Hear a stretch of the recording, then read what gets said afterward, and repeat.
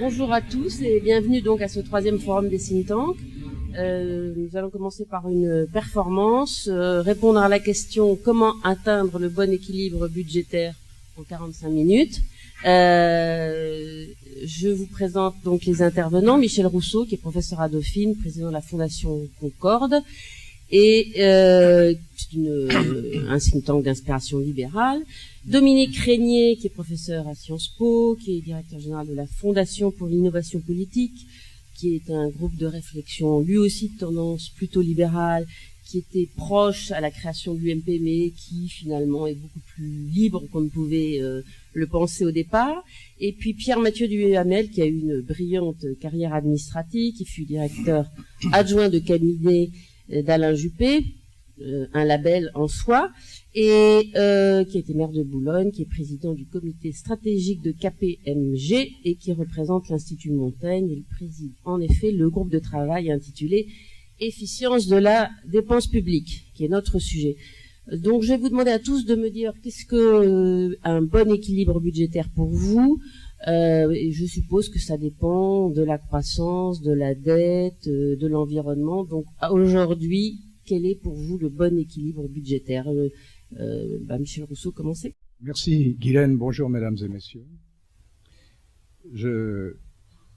Depuis 12 ans, je constate que la réduction de la dépense publique est au cœur des réflexions de la Fondation Concorde. Car en effet, dès le début des années 2000, nous avons pensé que c'était un enjeu déterminant pour la prospérité dans les prochaines décennies. À cette époque, d'ailleurs, personne n'aurait pensé que nous approcherions les 100% d'endettement par rapport au PIB. Nous sommes sans doute l'année prochaine à 91%. Or, les économistes nous disent que dans cette zone d'endettement, et cette zone élevée d'endettement, les comportements des consommateurs et des investisseurs peuvent être bousculés, peuvent être modifiés considérablement, ce qui complique l'équilibre budgétaire des nations. Dans cette période économique tendue, le bon équilibre budgétaire qu'il s'agit d'atteindre est celui qui nous permettra d'aller vers ces objectifs en 2017, c'est-à-dire répondre aux engagements de la France et d'atteindre l'équilibre zéro sans entrer en récession, sans baisser l'emploi, c'est-à-dire sans créer de nouveaux chômeurs, et tout en ayant un équilibre budgétaire positif.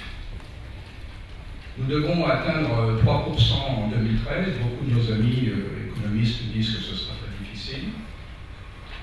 Si nous passons en 2013 à 3%, nous devrons trouver dans les 4 ou 5 années qui suivront 60 milliards au minimum de réduction de la dépense publique pour atteindre le niveau zéro, c'est-à-dire l'équilibre budgétaire, en 2017.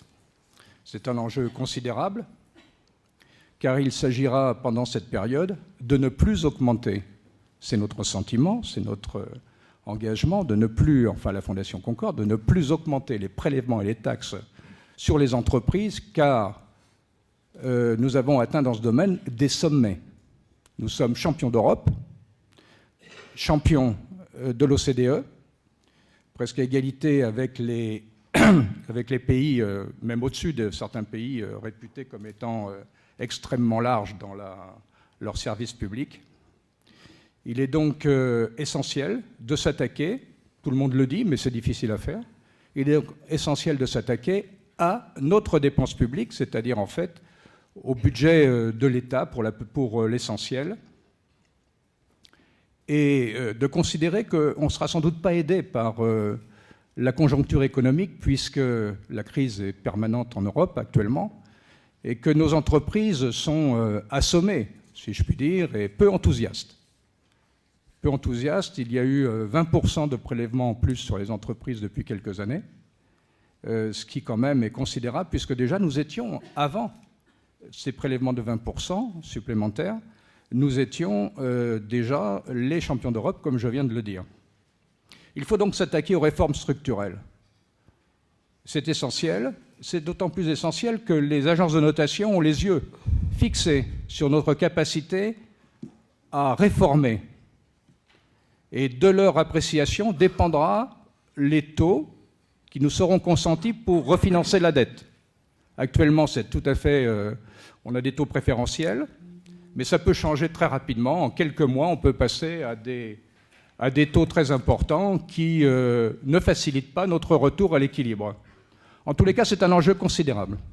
Vers 2017, nous espérons être à 0%. Ce serait quasiment un défi, comme jamais la France en a relevé, depuis le général de Gaulle, qui avait, avec le plan Rueff-Armand, en 1960, rétabli les finances de la République. Voilà en gros ce que je voulais dire comme idée synthétique sur la réduction de la dépense publique, sur le retour, comment atteindre le bon équilibre budgétaire. Alors, Pierre-Mathieu Duhamel, déficit zéro, 60 milliards d'économies, plan Rueff, est-ce qu'on peut atteindre ces objectifs dans un pays qui ne peut pas dévaluer ? Et qu'est-ce que vous préconisez, vous, comme équilibre budgétaire à échéance de 2017 ? Merci, Guylaine. D'abord, je voudrais rendre hommage au public. 8h30, 9h du matin, par un samedi humide de décembre, venir vous consacrer à la définition du bon équilibre budgétaire mérite un hommage de la part de ceux qui, eux, n'ont pas le choix et qui sont en face de vous. Un mot sur, d'abord, la notion même d'équilibre budgétaire. Elle a, en vérité, varié dans le temps, puisque nous sommes dans une enceinte universitaire. La première définition de ce sujet est due à un éminent professeur de droit public qui s'appelait Gaston Gèze et qui enseignait les finances publiques dans la deuxième partie du 19e et au début du 20e siècle, et qui avait eu cette formule simple, il avait dit « il y a des dépenses, il faut les couvrir ». Bon, c'est assez clair.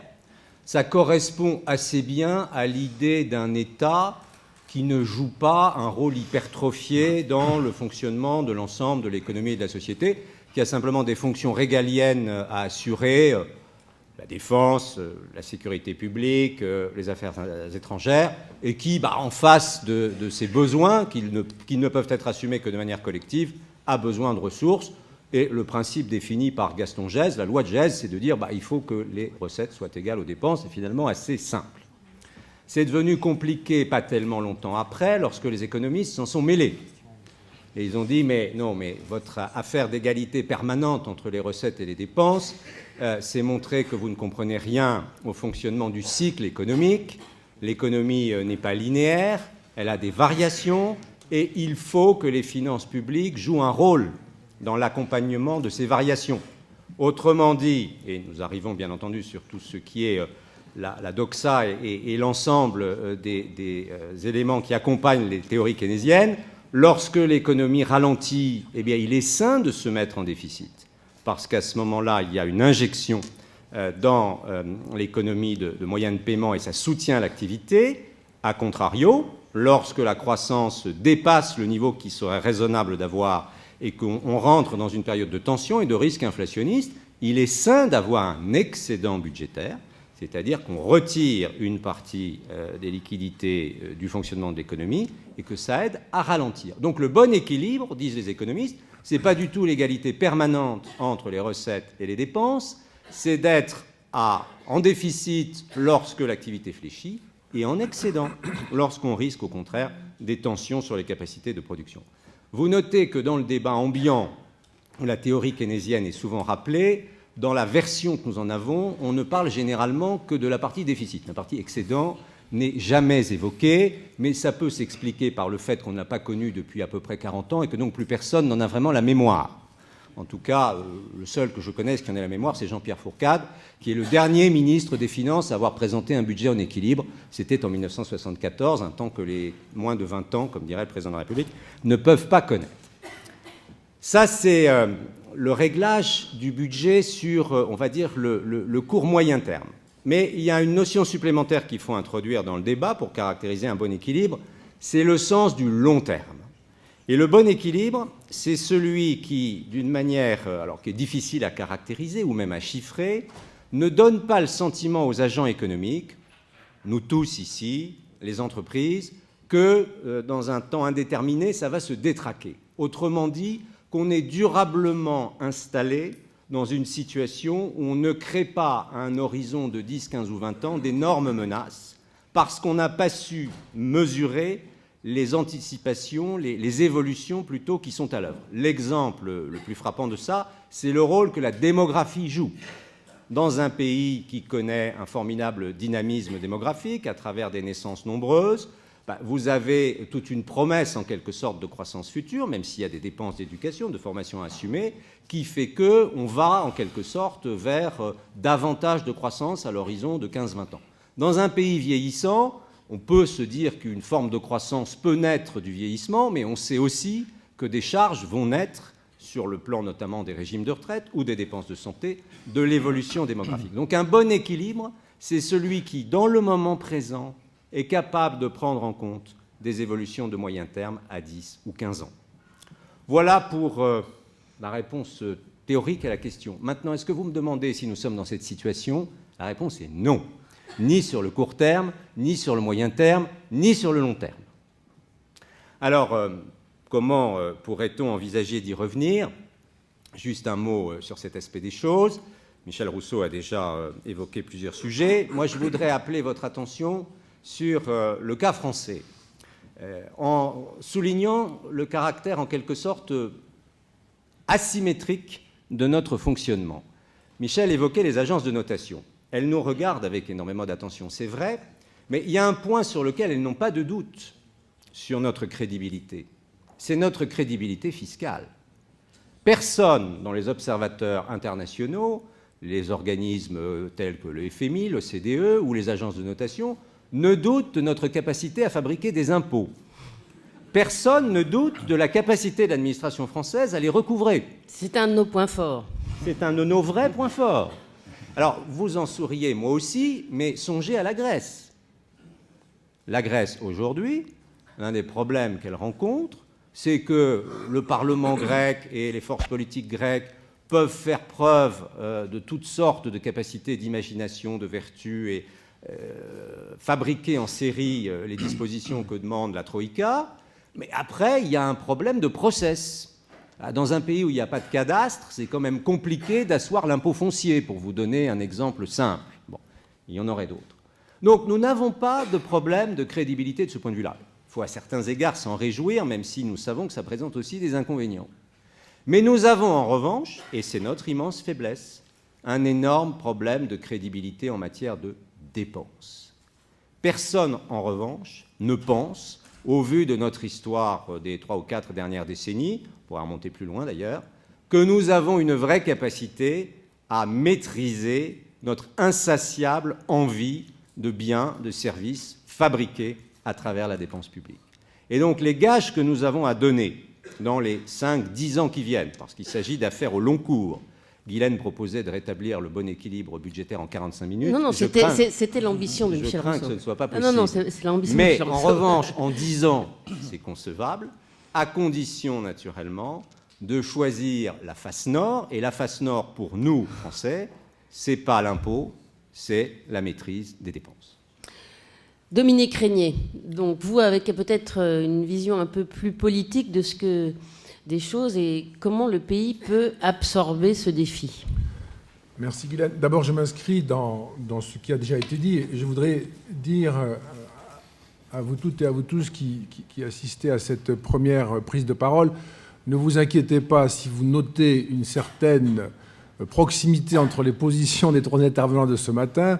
Il y aura d'autres prises de position dans la journée qui se démarqueront de celle-ci. Et ça n'est que le résultat, si nous sommes tous les 3 là devant vous à vous parler de ce sujet, ça n'est que le résultat d'une organisation très complexe, mais qui marche formidablement bien et sur le mode de l'unanimité entre tous les think tanks qui organisent ce forum. Il faut que chacun puisse parler, que le temps soit le même, et donc à la fin on arrive à ce type d'organisation. Mais je voudrais vous rassurer sur le pluralisme des idées sera bien présent. Moi, ça tombe bien, j'ai horreur d'être contrarié. Et donc, c'est le point commun avec Alain Juppé. Ça, entre autres. Ça, c'est très bien. Guylaine a vraiment le sens de la répartie. Il faut que je sois vigilant moi-même. Donc moi, je m'inscris dans ce qui a été dit jusqu'à présent, et c'est pourquoi je faisais cette petite remarque liminaire. Et au fond, on pourrait, j'aurais pu résumer pour ma part en considérant que un bon équilibre est structurel. Il peut y avoir en effet, cela a été dit, des déficits conjoncturels qui s'expliquent par des raisons économiques ou bien d'autres raisons qui peuvent être liées à l'histoire. Il y a des événements qui, par leur force, supposent une surdépense. Donc tout ceci, évidemment, peut tout à fait être acquis, de même que le déficit provoqué par une décision d'investissement est bien sûr plus légitime que le déficit provoqué par une décision de fonctionnement. Et s'il est souvent noté qu'il n'est pas facile ou aussi simple de distinguer entre l'investissement et le fonctionnement, malgré tout, on oppose souvent, typiquement, la rémunération d'un chercheur qui peut être rangé du côté du fonctionnement alors que c'est évidemment un investissement, ou la construction de ces fameux ronds-points qui peut ressembler à un investissement alors que ça ne sert pas toujours à quelque chose. Mais enfin, grosso modo, je pense qu'on peut s'entendre sur la philosophie consistant à dire qu'un investissement peut générer une dette légitime au plan moral, politique et aussi économique. Au plan économique, s'il y a un retour sur investissement, et donc au plan moral et politique, puisque les générations qui viennent, qui auront à supporter la charge de la dette, en auront aussi le bénéfice de ces effets. Donc on a un cadre général qui, ici, peut être considéré comme justifié.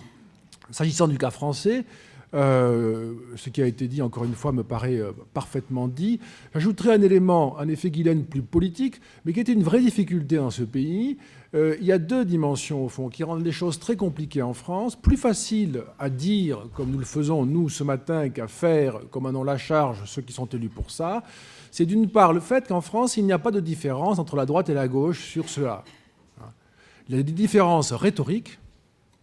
Il y a des différences qui s'expriment dans le jeu de la compétition électorale, mais il n'y a pas de différence dans l'exercice des fonctions gouvernementales, où les différences sont marginales. Et si nous avions projeté ici la courbe mais vous la connaissez, la courbe de la dette publique, des prélèvements obligatoires, de la dépense publique, vous verriez qu'elle est insensible aux alternances politiques, grosso modo. Grosso modo. Il y a des petites variations qui d'ailleurs sont contre-intuitives, parfois contre-intuitive, puisqu'elle a pu baisser sous la gauche ou sous la droite, mais à de rares exceptions près, pour des mouvements très courts, aussitôt rattrapés par des hausses qui compensaient largement les petites baisses qu'on avait pu enregistrer. Je crois que là, il n'y a pas de doute à ce sujet, les courbes sont parlantes, évidemment. Mais ça veut dire aussi que ceux qui gouvernent n'ont pas d'incitation politique, dans le jeu politique, à gouverner autrement, et au fond sont dans un rapport, je dirais, de face à face, avec les électeurs qui eux-mêmes, et c'est assez légitime, préfèrent éviter les efforts qui sont sans doute nécessaires.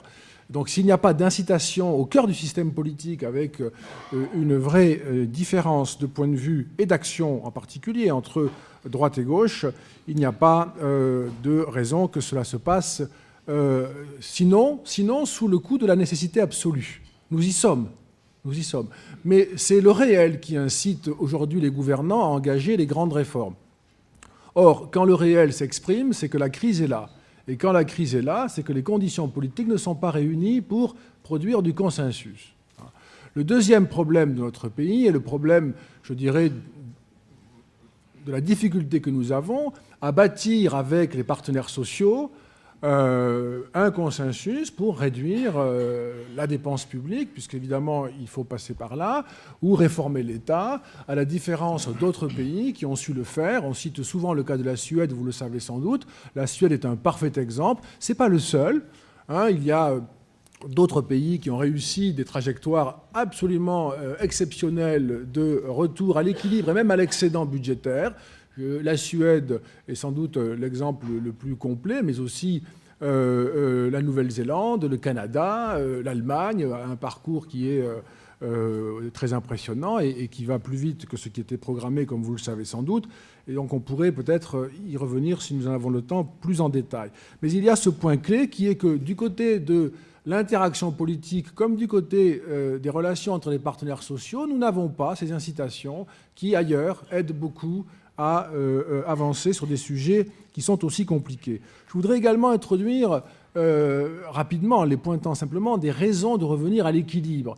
L'équilibre, en dehors, encore une fois, des éléments qui sont ou conjoncturels, ou exceptionnels, ou légitimes, si on pense à un investissement, comme je l'ai dit à l'instant. L'équilibre n'est pas en soi, c'est une donnée du réel, disons-le, ça n'est pas un dogme ni une passion idéologique, même si ça peut parfois en faire l'objet. Mais il y a des raisons fortes de revenir à l'équilibre. Il y a une raison économique, financière, le coût de la dette, comme vous le savez.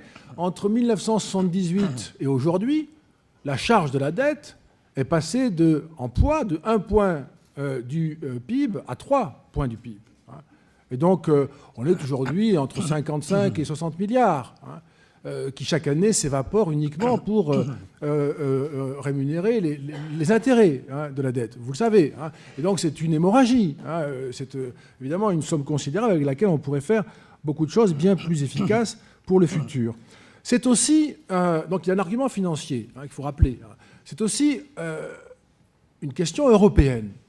Nous ne pouvons pas être européens aujourd'hui, et en particulier membres de la zone euro, sans respecter les exigences qui sont désormais communes aux Européens et qui ont été, je dirais, formalisées dans la ratification du récent traité, préparé par une ancienne majorité, ratifié par la majorité actuelle sagement, et c'est une très bonne chose et il faut l'en féliciter. Et puis, je dirais aussi, rappelons-le, la question du déficit est une question qui touche aux relations entre les différentes générations. Et il ne faut pas exagérer cet argument, il est compliqué à manipuler, mais les générations futures, ça reste un argument important. Et je voudrais vous donner 2 raisons que j'énonce très rapidement, mais on ne peut pas accepter de laisser aux générations futures une telle charge de dette. Il y a une raison immédiate, forte, qui est que finalement, nous avons un niveau de vie qui est financé par les générations futures qui n'auront pas ce niveau de vie, donc c'est en rien conforme à nos valeurs, à nous tous. Ici, personne ne défend ce genre de valeurs, donc c'est une espèce d'aberration de principe. Et puis, il y a le fait aussi que nous attaquons le fait démocratique. Nous attaquons le fait démocratique. Et je le dis parce que ça m'amènera à faire une proposition qui, même si elle n'est pas originale et compliquée à mettre en œuvre, est cependant nécessaire. Nous attaquons le pacte démocratique parce que si nous considérons que notre volume de dépenses aujourd'hui est reconduit à peu près à l'identique chaque année et augmente, mais que nous ne maîtrisons pas la distribution au fond de la dépense, parce qu'il y a l'inertie de toutes les dépenses, en particulier la masse salariale publique, comme vous le savez, ça signifie que toutes les législatures qui viennent vont devoir reconduire ces dépenses. Ça signifie que toutes les générations qui viennent vont devoir revoter les dépenses que nous décidons aujourd'hui. Ça signifie que nous entamons, année après année, la liberté politique des générations qui viennent, leur liberté de choisir de dépenser autrement. Et si, pour une part, il faut certainement dépenser la même chose ou continuer des dépenses parce que l'engagement d'un État se fait dans la longue durée, en effet, il faut aussi qu'il y ait une marge significative pour que les générations qui viennent aient le sentiment de pouvoir, à leur tour, marquer l'histoire, réaliser ce qu'elles croient devoir faire et donner à la société le visage qu'elles souhaitent lui donner. Et ce point ici m'amène, et je terminerai là-dessus pour ne pas être trop long, mais peut-être que nous aurons l'occasion de revenir à d'autres aspects, sur la question, évidemment, de la réduction de la dépense publique. Oui, il faut réduire la dépense publique. C'est une évidence. La stratégie fiscale est arrivée au bout de sa logique.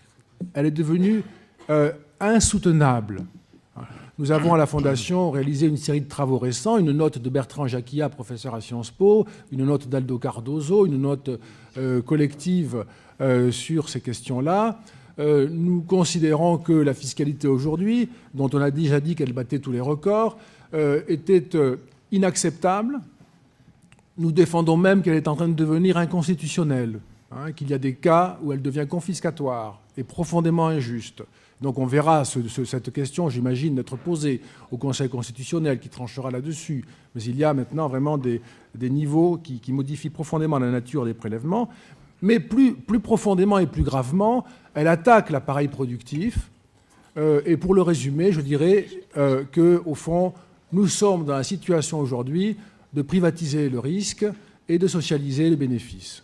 Et ça, il suffit de l'énoncer comme ça pour comprendre qu'il n'y aura plus de prise de risque et conséquemment, il n'y aura pas de croissance si les données sont celles-ci. Et c'est la raison pour laquelle l'effort doit porter sur la réduction de la dépense publique. Et il y a un grand sujet de ce côté-là, qui est la dissociation. Je tiens beaucoup à cette idée. La Fondation y est très attachée. La dissociation entre la notion de service public et la notion de fonction publique. Il n'y a qu'un pays, la France, où l'on considère qu'il n'y a pas de service public s'il n'y a pas une fonction publique statutaire.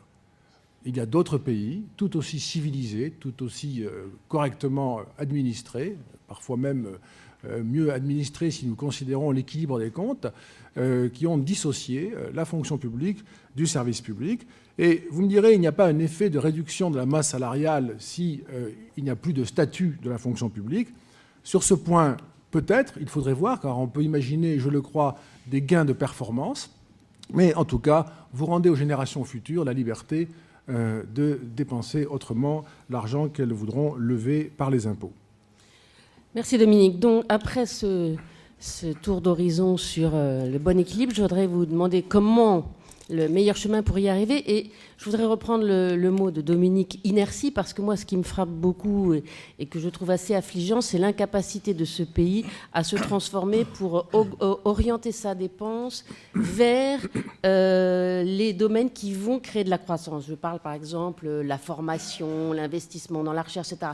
On est incapable de faire bouger les curseurs. Et donc, je voudrais vous demander, vous qui avez beaucoup travaillé sur cette question, qui est en train de continuer à travailler dessus, comment on fait pour sortir de la seringue dans laquelle on est, c'est-à-dire à la fois continuer à dépenser là où il faut et supprimer là où il ne faut plus. Bien là où on a des marges de manœuvre. Oui, alors je m'empresse de dire, fondamentalement, c'est quand même pas les ronds-points, faut que vous le sachiez, qui ne sont pas globalement et à eux seuls responsables de la situation de la dette publique. Quand on s'attaque à la masse, parce que c'en est une, des 1100 milliards d'euros de dépenses que chaque année nous consentons à travers les différents systèmes publics. On a parlé du budget de l'État, mais je vous rappelle que le budget de l'État, c'est aujourd'hui moins que l'ensemble des régimes obligatoires de sécurité sociale. Et je rappelle qu'à côté de ces deux mastodontes, il y a également les collectivités locales. Donc les 1100 milliards dont je parle, c'est ça. Si vous essayez de les regarder à très grands traits, vous allez d'abord vous cogner dans une première évidence qui s'appelle la masse salariale. La masse salariale, sur ces 1100 milliards d'euros, c'est tout de même la bagatelle de 25%. Bon. Donc, premier niveau de réponse, Guylaine, il est difficile de traiter ce sujet en exotant d'emblée un quart des dépenses en disant « cela, je ne m'en occupe pas et je ne m'y intéresse pas ». Donc la première piste que nous avons explorée dans le travail que vous évoquiez, c'était de dire comment fait-on pour que cette composante, très inerte pour le coup, puisque celle-ci, elle est reconduite d'année en année, elle a naturellement tendance à progresser, devienne quelque chose d'un peu plus souple et dont on puisse tirer des marges de manœuvre. Et nous avons exploré deux pistes.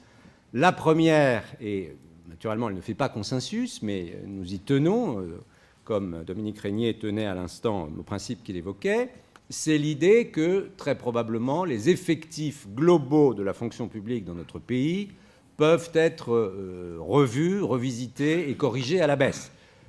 Pas vous accabler de chiffres, mais en gros, sur la période récente, on a supprimé 150 000 emplois publics. Ce sont les 5 dernières années.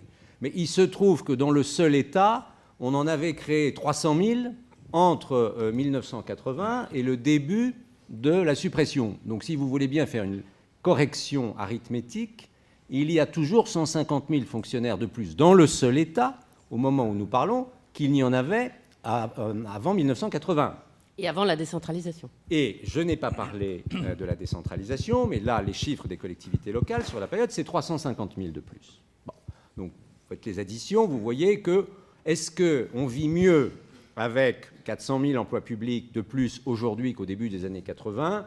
La réponse est tout sauf évidente. Et pour vous donner un contrepoint, parce que dans l'exercice que nous faisons, nous nous intéressons à ce que font nos voisins, pendant ce temps-là, les Allemands, qui ne sont pas un modèle absolu, je le sais bien, et il y a tas de choses à dire à ce sujet, mais en tout cas sur ce chapitre, ils ont fait des choses. Il y a moins de fonctionnaires aujourd'hui en Allemagne qu'il n'y en avait dans la somme des deux Allemagnes avant la réunification. Et il faut que vous sachiez qu'il y avait pas mal de fonctionnaires en Allemagne de l'Est.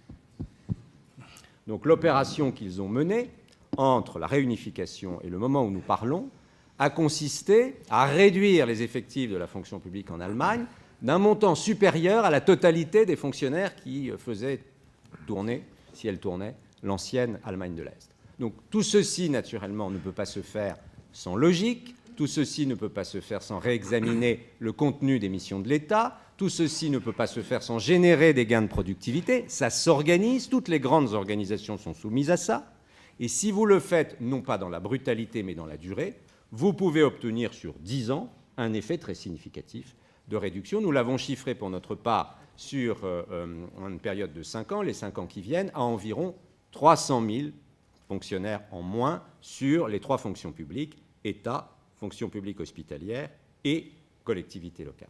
Mais en même temps, nous nous sommes intéressés à la question de la productivité, et là je vais dire un truc absolument épouvantable, nous avons considéré qu'il ne serait pas illégitime de relever la durée moyenne hebdomadaire du travail dans la fonction publique.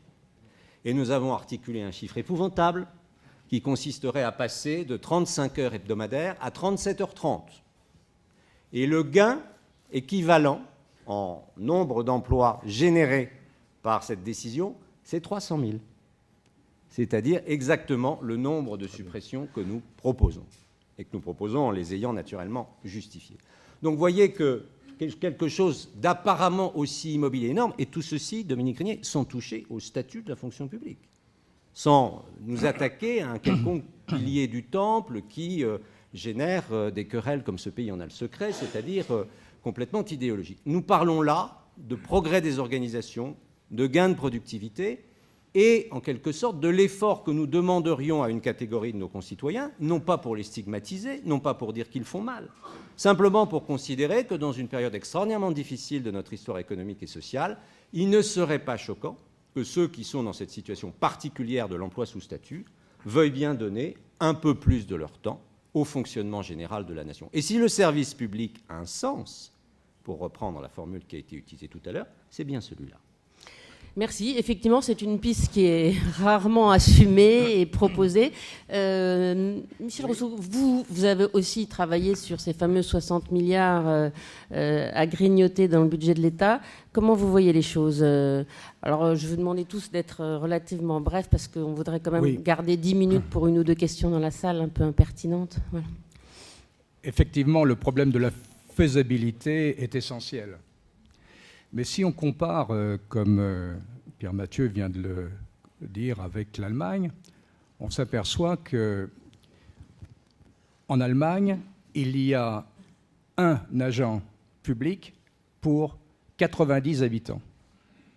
En France, c'est un agent public pour 50 habitants. La différence entre, et là les chiffres sont à peu près convergents, la différence entre les deux dépenses publiques est d'environ 150 milliards. Il y a donc, à travers ces 150 milliards, un effort considérable à faire pour nous, à essayer de trouver les 60 milliards, mais je dirais en plus les 90 milliards nécessaires, parce que les 60 milliards ne sont pas suffisants. Il faudra probablement, et nous le souhaitons, c'est une orientation de la Fondation Concorde, nous pensons qu'il est absolument indispensable d'engager un choc de compétitivité, ça a été repris partiellement par le gouvernement, d'environ 30 milliards. Car actuellement, nous ne sommes pas suffisamment compétitifs. Alors, le gouvernement, lui, propose 20 milliards, nous, 30 milliards. Bon, il faut voir après dans l'application comment ça peut se passer. Mais nous pensons qu'il est nécessaire, absolument nécessaire, de maintenir pendant cet effort de réduction très ambitieux de la sphère publique, de maintenir une capacité, une vitalité de nos activités économiques qui sera essentiel à la fois pour maintenir le niveau des recettes, bien entendu, et surtout pour maintenir le chômage, ou plutôt pour réduire le chômage et éviter que nous atteignions des sommets aussi dans le nombre de chômeurs en France. Donc je crois que c'est un effort considérable à engager. A priori, si vous voulez, on pourrait dire 20 milliards sur les collectivités locales, 20 milliards sur le périmètre de l'État, 20 milliards sur les comptes sociaux. En tous les cas, il faudra bien ces 60 milliards. Il les faudra. Et nous pensons que désormais, il faut, dans la fonction publique, passer de l'esprit d'administration à l'esprit de management. C'est-à-dire qu'en réalité, il va falloir trancher assez vite, à la manière dont l'ont fait les Canadiens, les Mexicains, les Suédois, dont parlait tout à l'heure, ces exemples dont parlait tout à l'heure Dominique. Et je crois que d'autres l'ont fait. Et il y a la méthode à mettre en place. Nous avons des propositions pour la méthode. Je pense qu'il va falloir le faire. Et bien entendu, je reprends aussi ce qui a été dit par mes deux collègues, c'est d'une part qu'il faut un consensus, au moins, sinon un consensus, du moins une prise de conscience de l'opinion publique française. Une prise de conscience de l'opinion publique française qui doit savoir que l'effort sera considérable, il peut être brutal, néanmoins il est nécessaire pour maintenir dans les décennies à venir notre prospérité et nos emplois. Merci Dominique Régnier. On va conclure cette phase avant de passer aux questions.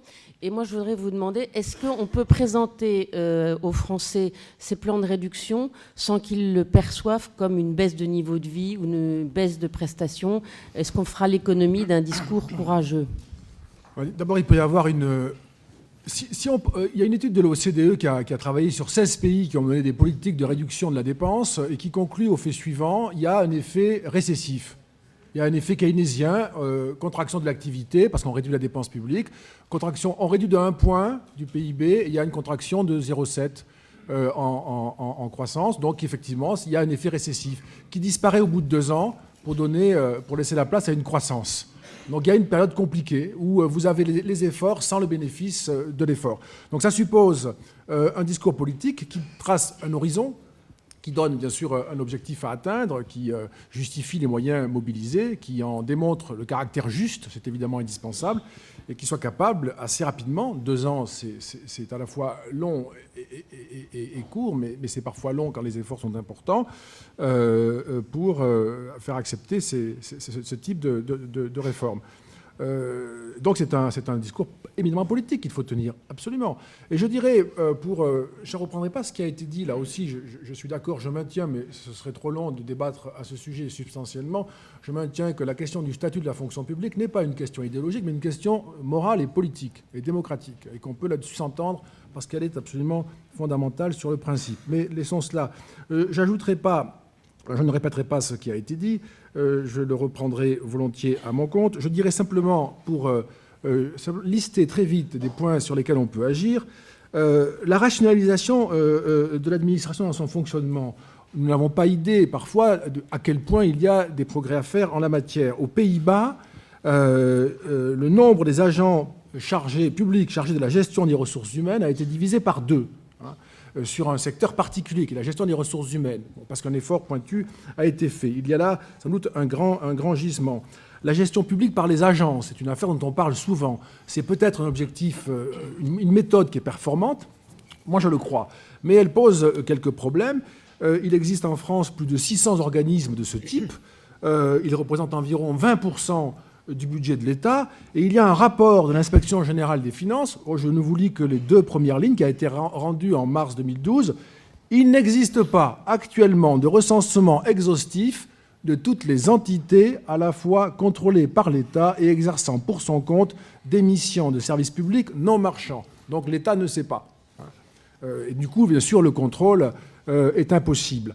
Il faut aussi, bien sûr, réfléchir, on ne le fera pas ici, mais aux prestations sociales. C'est évidemment, cela a été dit, un des sujets majeurs.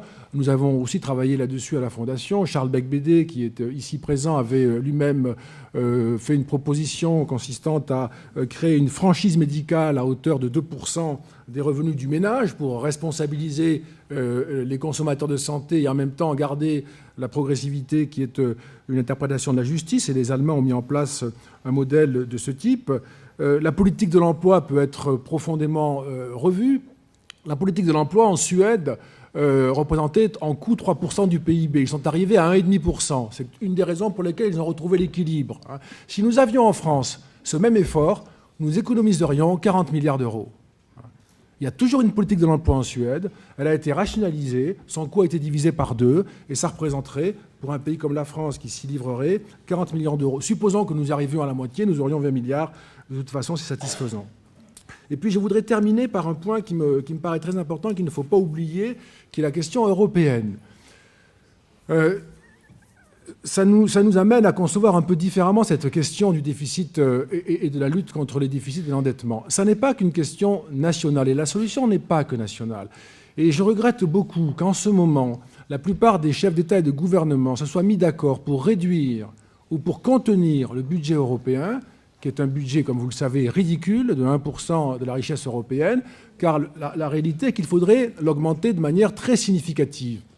Le budget européen, augmenté de manière significative, permettrait à l'Union européenne d'engager des politiques d'investissement en matière d'infrastructures de transport, de télécommunications, de nanotechnologie, de biotechnologie, de recherche, d'innovation, qui donnerait à chacun des pays membres de l'Union européenne la possibilité de renouer plus vite ou plus nettement avec la croissance et la création d'emplois. Donc il faut aussi penser à l'échelle européenne, si l'on veut avoir des effets de levier, si l'on veut avoir des investissements qui, à la fois plus massifs, plus puissants et plus stratégiques, nous aident à retrouver la croissance, qui est aussi, il ne faut pas l'oublier, l'autre piste pour réduire le déficit budgétaire. S'il n'y a pas de croissance, il n'y aura pas de réduction de déficit budgétaire, il ne sera pas accepté politiquement et il ne sera pas atteint sur le plan des finances publiques. Merci. Eh bien, c'est à vous de poser des questions. On va peut-être prendre 2 questions d'emblée, puis comme ça on verra qui répond. Monsieur, vous êtes le premier à avoir levé la main. Vous présentez et vous posez une question brève. Ça marche, vous m'entendez ? Oui. Oui. Bonjour, Nicolas Leron, président du think tank Eurocité, qui est un think tank de gauche dédié aux questions européennes et plus particulièrement à la politisation des questions européennes. Et à ce sujet, je voulais faire écho aux propos de Dominique Régnier, qui en fait, si finalement on voit que droite ou gauche, au niveau national, mais aussi au niveau européen, sur une politique aussi essentielle que le budget, il n'y a pas vraiment de choix différent, où est le choix démocratique en fait dans le système politique européen ? Quel est le choix pour l'électeur si finalement, droite ou gauche, qu'il vote au niveau national ou au niveau européen, il a le même résultat structurel ? Réduction des déficits, avec un choix qui n'est qu'un choix contraint.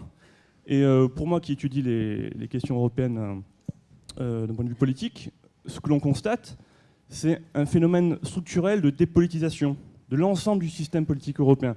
Au niveau européen, on le sait bien, mais aussi au niveau national. Et donc c'est plus une réaction par rapport à ça.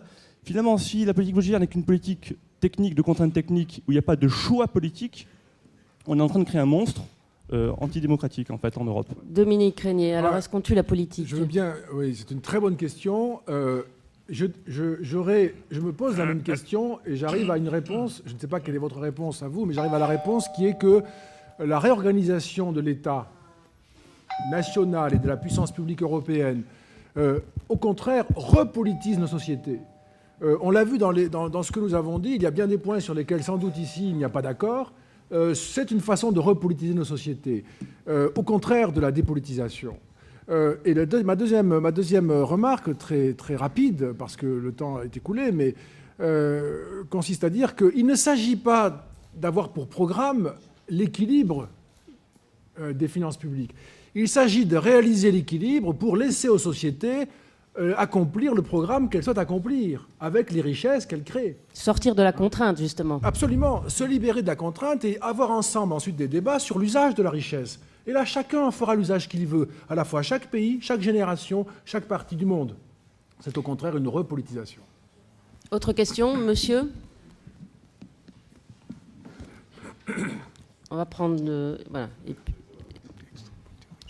Bonjour, José Munoz. J'ai été, dans un temps pas si ancien que ça, responsable de la mise en place du contrôle de gestion de la ville de Paris. Il y a une question qui préoccupe notre logiciel de gestion dans le domaine des dépenses publiques. C'est qu'en effet, on ne pense que dépenses et jamais on affecte notre réflexion à comment développer des recettes, comment mettre en place un plan qu'on a détruit et qui permettait justement, ce que vous disiez, Dominique Régnier, d'avoir une vision sur le moyen terme. Je ne parle pas du long terme parce que je suis un peu keynésien, donc Keynes disait que le long terme, il serait mort, ce n'est pas la peine d'en parler.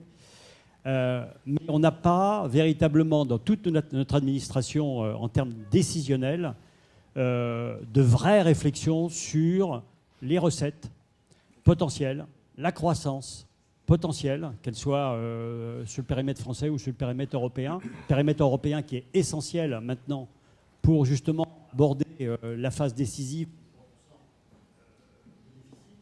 Donc, tous ces éléments-là font qu'on est encore dans l'administration. C'est-à-dire qu'on est dans la dépense. On a des milliers d'idées par rapport à la dépense. On a très peu d'idées par rapport aux recettes. Or, la conséquence du déficit public, c'est tout simplement l'absence totale d'imagination ou d'appui à l'imagination, à l'innovation et à la recherche, contrairement à ce que l'on voit aujourd'hui dans tous les pays émergents, non pas émergents.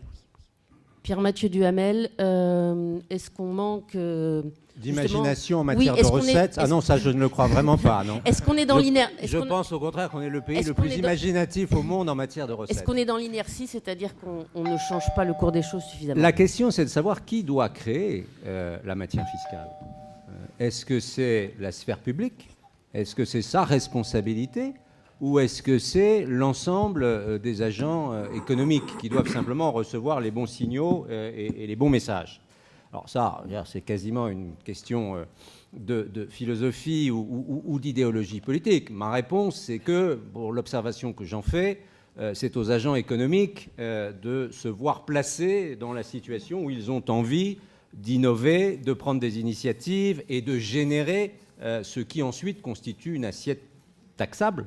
Et donc, dans des limites raisonnables, évidemment tout est dans le raisonnable, qui permet de générer des recettes.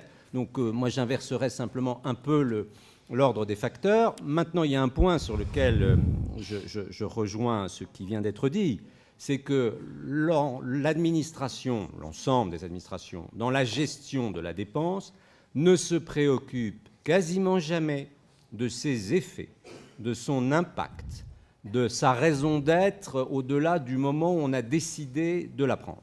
Et nous avons consacré, dans le document qu'on évoquait tout à l'heure, tout un chapitre à la question de l'évaluation de la dépense publique.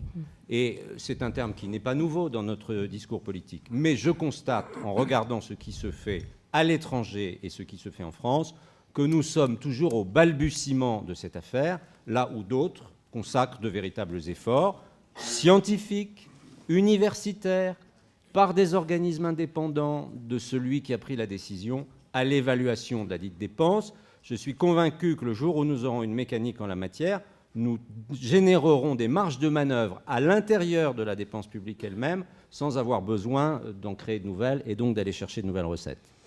Bon, merci à tous. Merci d'être venus. Je suis désolée, on aurait pu continuer les questions longtemps, mais c'est vrai que répondre à ce défi en 3 quarts d'heure, c'était en soi un défi. Merci à tous.